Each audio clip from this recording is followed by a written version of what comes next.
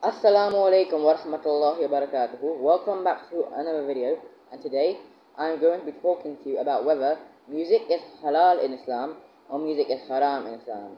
Now, there is a great difference in opinion whether music is permissible in Islam or whether music is not permissible in Islam. Some scholars say that it is allowed, and some scholars say that it is not allowed in Islam. So I was wondering if I could actually help you understand if music is halal or haram. Now, there is actually no verse in the Quran that states whether music is halal or music is haram, but there are small indications. If you look at Surah Luqman, verse 6, it says, "Among them there are people who purchase idle tales without knowledge and without meaning, and they mislead the people away from Allah, and they ridicule the path of Allah. These people will receive a humiliating punishment." Many people say that the idle tales basically tell us about musical instruments, and that people are making up lies about musical instruments, but we don't know yet. Just people are thinking that.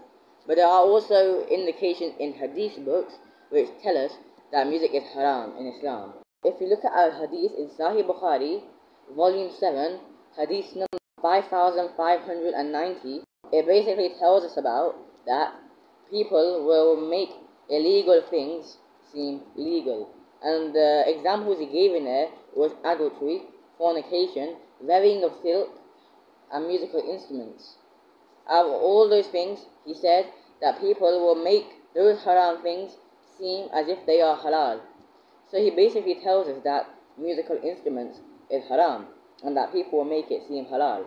So this basically tells us that it is haram, because we know things like drinking intoxicants, adultery, fornication, that's all haram. And musical instruments was put with that in that group of haram things. That's why it is actually haram.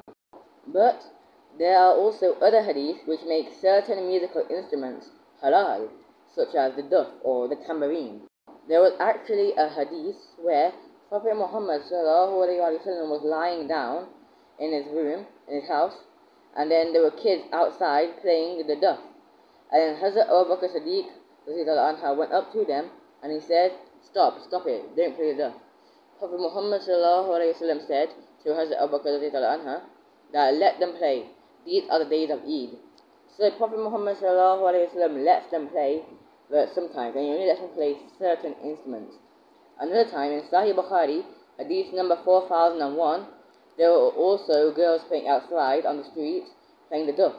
Prophet Muhammad was sitting outside with his Sahabas, and the girls were praising the Sahabas, and then they started praising Prophet Muhammad Then Prophet Muhammad said, don't praise me, just praise who you were praising before.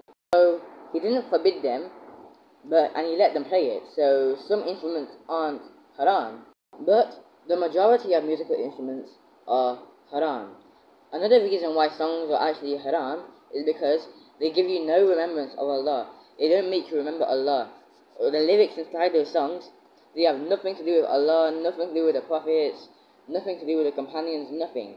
They're just disgusting lyrics, and they are really bad. That's why they are haram. But some songs like Qawalis, Nasheeds, Naats, they give you the remembrance of Allah. So things like Qawalis, Naats, Nasheeds, they make you remember Allah. They help you remember Allah, the prophets. That's why they are halal. So music is optional. If there is music which is giving you the remembrance of Allah, like Qawalis, Naats, Nasheeds, they are halal. But songs give you no remembrance of Allah, all these singers, they have nothing to do with Islam, they are haram, because they've got nothing to do with Allah. So I hope you understood this lesson. I hope you will use this in your lifetime. Allah Hafiz.